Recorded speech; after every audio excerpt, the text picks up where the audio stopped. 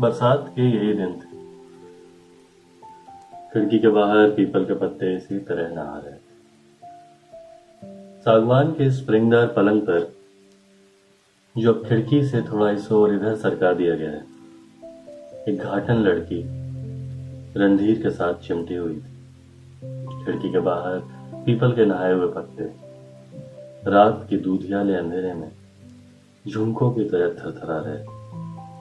और शाम के वक्त जब दिन भर एक अंग्रेजी अखबार की सारी खबरें और इश्तिहार पढ़ने के बाद कुछ सुस्ताने के लिए वो बालकनी में जा खड़ा हुआ था, तो उसने उस घाटन लड़की को जो गालिबन पास वाले रस्सियों के कारखाने में काम करती थी और बारिश से बचने के लिए इमली के दरख्त के नीचे खड़ी थी, खांस खखार कर और उसके बाद हाथ के इशारे से ऊपर बुला लिया था। असल में वो कई दिनों की शदीद किस्म की तन्हाई से उकता गया था। विश्व युद्ध के कारण मुंबई की लगभग तमाम ईसाई छोकरियां, जो अमूमन सस्ते दरों पर मिल जाया करती थीं, औरतों की ऑक्सिलरी फोर्स में शामिल हो गई और उनमें से कईयों ने फोर्ट के इलाके में डांसिंग स्कूल खोल लिए थे, जहां सिर्फ फौजी गोरों को जाने की इजाजत थी। इन हालातों के कारण ही रणधीर काफी उदास रहने लगा था। जहां उसकी उदासी का एक कारण यह था कि क्रिश्चियन छोकरियां दुर्लभ हो गई थी, वहीं दूसरा ये कि फौजी गोरों के मुकाबले कहीं ज्यादा सेहतमंद और खूबसूरत नौजवान होने के बावजूद फोर्ट के लगभग तमाम क्लब हाउसेस के दरवाजे उसके लिए बंद कर दिए गए।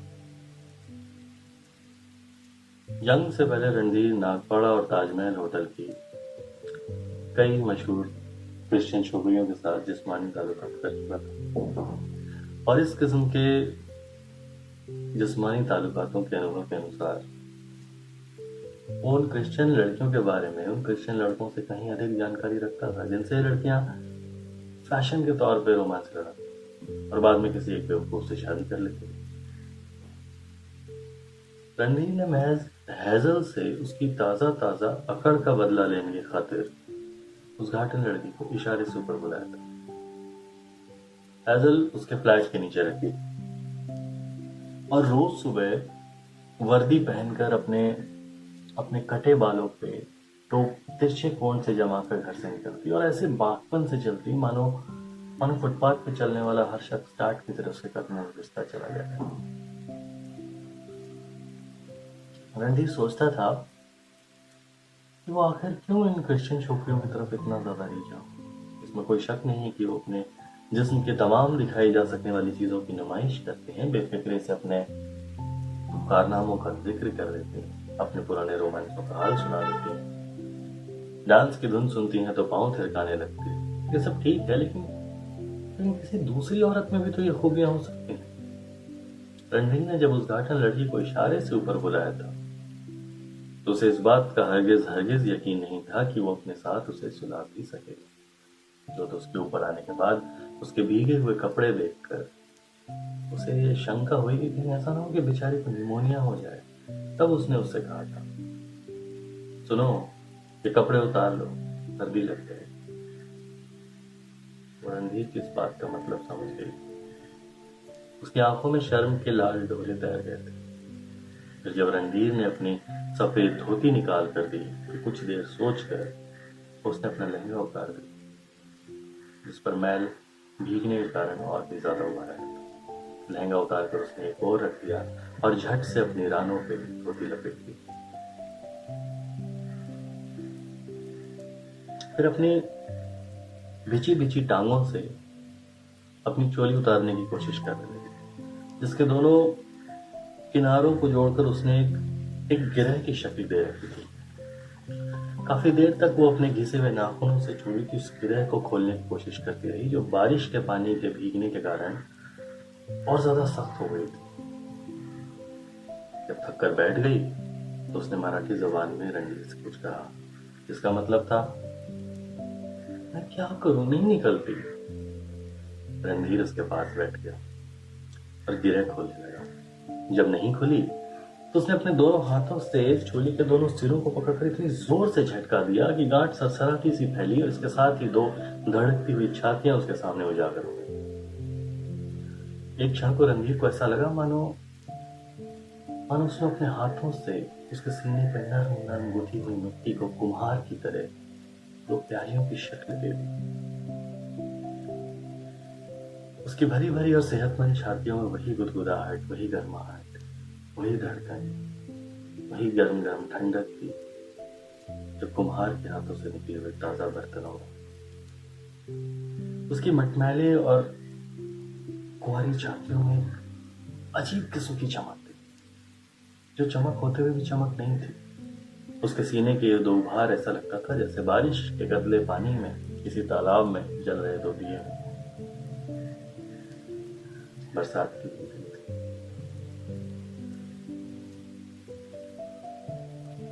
उस लड़की के दोनों कपड़े, जो बारिश के पानी से सराबोर हो चुके थे, एक गंदे ढेर की सूरत में नीचे फर्श पर पड़े थे, और वो कपकपाहट बनकर रणधीर के साथ चिमटी हुई थी। दोनों एक दूसरे में गडमड हो गए थे। उसके नंगे बदन की गर्मी रणधीर के जिस्म में एक हलचल पैदा कर रही थी, जैसे सख्त जाड़े के दिनों में नाइयों के गलीज लेकिन गर्म हम्मामों में नहाते वक्त हुआ करती थी। सारी रात वो दोनों एक दूसरे के साथ चिपके रहे।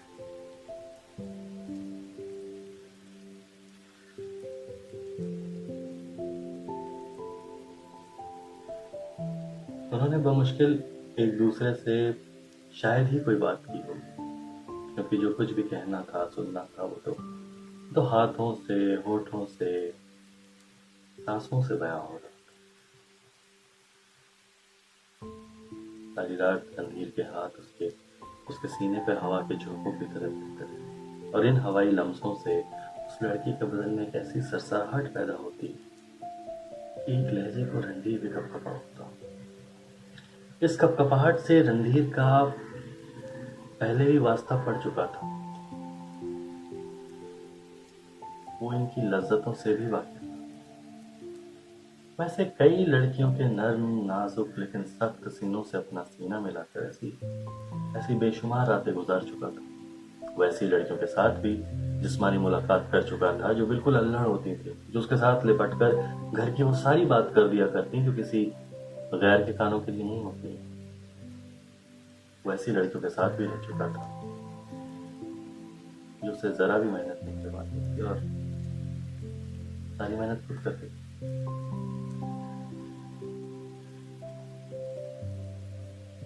मगर ये घाटन लड़की जो बारिश से बचने के लिए इमली के दरख्त के नीचे खड़ी थी और जिसे उसने इशारे से ऊपर बुला लिया था, ये बिल्कुल अलग किस्म की लड़की थी। सारी रात रणधीर को उसके जिस्म से एक अजीब किस्म की बू आती थी। ये बू जो खुशबू भी थी और बदबू भी, रणधीर सारी रात पीता रहा। उसके बालों से, उसके पेट से, उसकी चमड़ी से, उसके जिस्म के हर अंग से ये जो खुशबू भी थी और बदबू भी रणधीर के अंग अंग में रच बस गई थी। सारी रात रणधीर सोचता रहा कि ये लड़की उसके करीब होने पर भी हरगिज इतनी करीब न होती अगर इसके जिस्म से ये बू न उड़ती।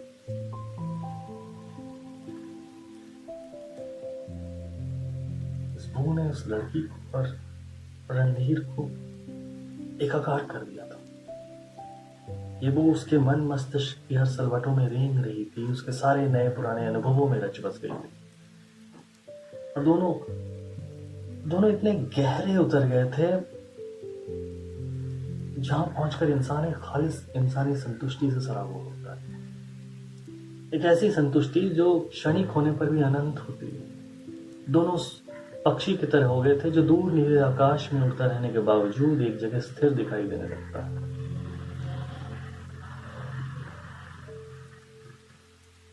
रणधीर इस बू को पहचानता था, जानता था, पर चाह कर भी वो इसका विश्लेषण नहीं कर सकता था। जिस तरह कभी बाज औकात मिट्टी पर पानी छिड़कने से जो बू निकलती है ना, लेकिन नहीं, ये वो कुछ और ही थी। इसमें लेवेंडर और इत्र की मिलावट नहीं थी। ये बू बिल्कुल खालिस थी, औरत और मर्द के जिस्मानी रिश्ते की तरह खालिस और पवित्र। रणधीर को पसीने के मुंह से सख्त नफरत थी, इसलिए नहाने के बाद वो अपने बगलों पे पाउडर छिड़कता या कोई ऐसी दवा इस्तेमाल करता जिससे वो बदबू जाती रहे। लेकिन ताज्जुब है, उसने कई बार उस काटन लड़की की बालों भरी पगड़ियों को चूमा। उसे जरा भी घिन नहीं आई, बल्कि अजीब किस्म की तृप्ति का एहसास हुआ।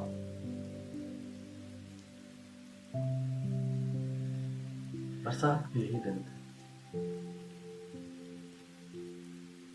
यूं ही जब रणधीर ने खिड़की के बाहर देखा था तो पीपल के पत्ते इसी तरह नहा रहे। हवा में सरसराहटें और फड़फड़ाहटें हुई हुई। अंधेरा था मगर उसमें एक दबी दबी सी रोशनी घुली हुई थी। ऐसा लगता था जैसे 100 सितारों का गुबार बारिश के कतरों पे सवार होकर के नीचे उतर रहा हो। दिन यही बरसात के थे जब रणधीर के कमरे में सागवान का सिर्फ एक पलंग होता था, लेकिन अब उसके साथ एक दूसरा भी लगा था। कोने में एक नई ड्रेसिंग टेबल भी मौजूद थी। दिन यही बरसात, मौसम बिल्कुल वैसा ही था। पीपल के पत्ते उसी तरह नहा रहे थे। बारिश के कतरों पे सितारों की रोशनी सवार होकर उसी तरह उतर रही थी। लेकिन फिजा में हिना मेहंदी के इत्र की खुशबू घुली हुई। दूसरा पलंग खाली पड़ा था और इस पलंग पर रणधीर औंधे मुंह लेटा खिड़की के बाहर बारिश में भीगते पीपल के पत्तों को देख रहा था।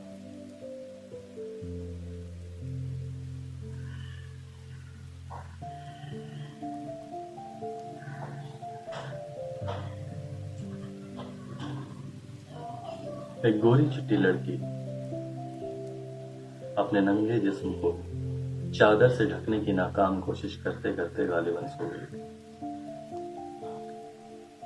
उसकी सुर्ख रेशमी सलवार खुलकर दूसरे पलंग पर पड़ी,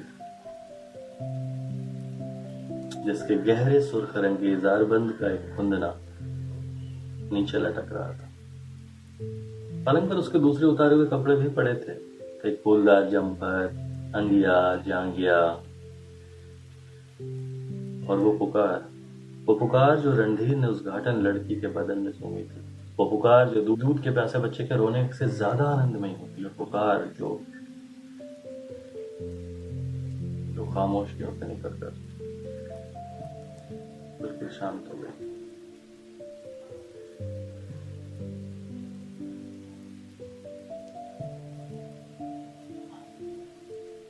रणधीर खिड़की के बाहर देख रहा था।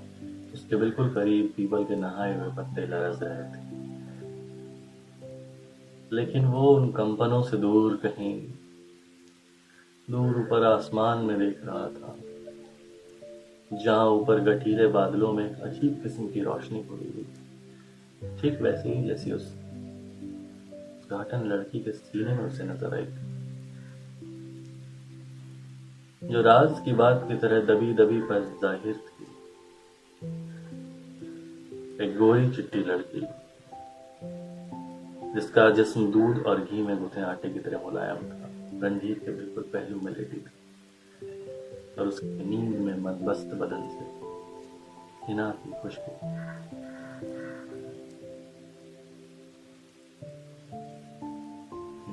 आ रही, जब थकी थकी से मालूम। रणधीर को ये जुनून की हद तक पहुंची हुई खुशबू बहुत बुरी मालूम हुई।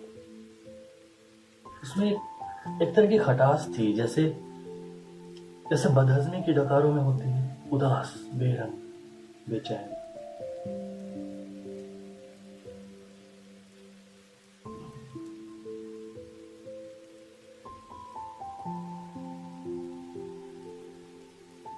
उसने अपने पहले में लेटी हुई लड़की की तरफ देखा। जिस तरह फटे हुए दूध के बेरंग पानी में मुर्गा फुटकियां तैरने लगती हैं, उसी तरह इस लड़की के जिस्म पर भी खराशें और धब्बे तैर रहे थे और उस लड़की का लड़कीपन, उसका वजूद तैर रहा था। और हिना की उठपटांग खुशबू असल में रणधीर के मन मस्तिष्क में वो बू बसी हुई थी जिसमें सूंघे जाने की कोशिश शामिल नहीं थी, जो हिना के इत्र से कहीं ज्यादा रस में डूबी हुई थी, जो अपने आप नाक के रास्ते अंदर घुस अपनी सही मंजिल पर पहुंच जाती थी। लड़की के बालों में चांदी के बुरादे लगे हुए थे, चेहरे पर सुर्खी, पाउडर और चांदी के बुरादों ने मिलजुल कर एक अजीब सा रंग पैदा कर दिया था, बेनाम उड़ा उड़ा सा रंग। लड़की की छातियां दूध की तरह सफेद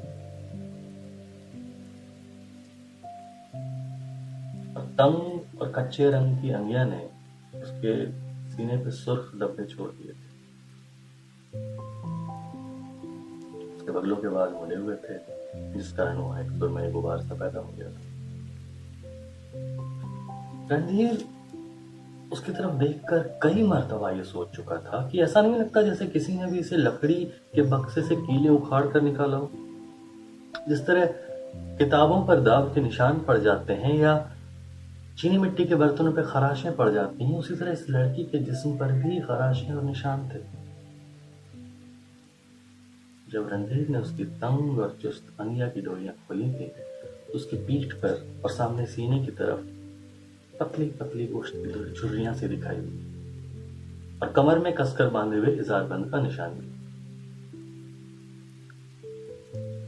वजनी और नुकीली नेकलेस से उसके सीने पर खराशे पैदा हुए थे। ऐसा लगता था जैसे नाखूनों से बड़े जोर से खुजलाया गया हो। दिन यही बरसात के थे, मौसम बिल्कुल ऐसा ही था।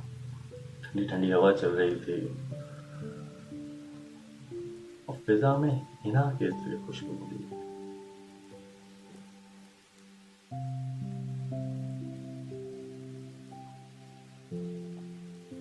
सारी रात रणधीर के हाथ उस लड़की के दूध जैसे सफेद सीने पे हवा के झोंकों की तरह फिरते रहे। उसकी उंगलियों ने उसके जिस्म में छुपे हुए कई कंपनों का पता लगाया। रणधीर ने जब अपना सीना उसके सीने के साथ मिलाया था, तो रणधीर के जिस्म के हर एक रोंगटे ने उस लड़की के जिस्म के छिड़े हुए तारों की आवाज सुनी थी।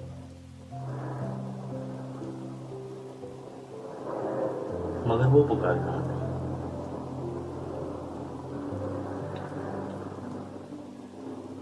एक आखिरी कोशिश के तौर पर रणधीर ने उसके सीने पर हाथ फेरा, लेकिन उसे कोई कभी महसूस नहीं हुई।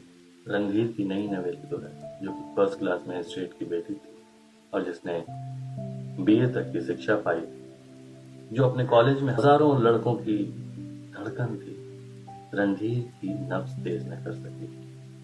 वो हिना की खुशबू में उस बू को तलाश कर रहा था, जो इन्हीं दिनों जब खिड़की के बाहर पीपल के पत्ते बारिश में लरस रहे थे, उस घाटन लड़की के नले बदन से आई थी।